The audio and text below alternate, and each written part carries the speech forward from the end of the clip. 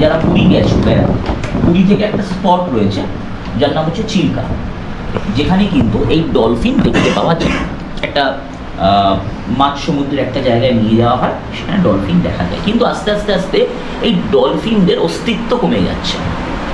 আমি যদি আমাদের এই ইন্ডিয়ার একটা স্টেট, মানে আমাদের ভারতবর্ষের একটা রাজ্য উড়িষ্যা, তার কথা যদি আমরা বলি, এটা কিন্তু প্রচুর মানুষ কিন্তু সেখানে যায়। তো তুমি একজন সাংবাদিক, তুমি সেখানে গেছো, তোমার চোখে এটা হারিয়ে যাওয়া বা এটা না দেখতে পাওয়ার কারণ তোমার মাথায় কি কি প্রশ্ন আসছে, তো তোমাকে ভাবতে হবে কি কি কারণে এটা দেখতে পাওয়া যাচ্ছে না।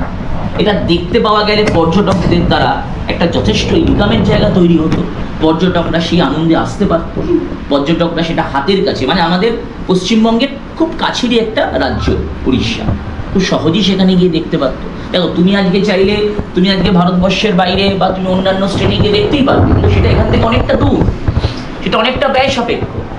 আজকে কেন বলা হয় যে আমাদের রয়্যাল বেঙ্গল টাইগার আমাদের এখানে কেন বিখ্যাত? আজকে রয়্যাল বেঙ্গল টাইগার দেখতে আজকে দেশ বিদেশ থেকে লোকজনরা এখানে আসছে।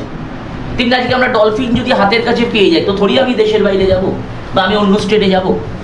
তো এটা আমার একজন সাংবাদিক হিসাবে এটাকে তুলে ধরতে হবে যে কি কারণে দেখা যাচ্ছে না, কেন দেখা যাচ্ছে না।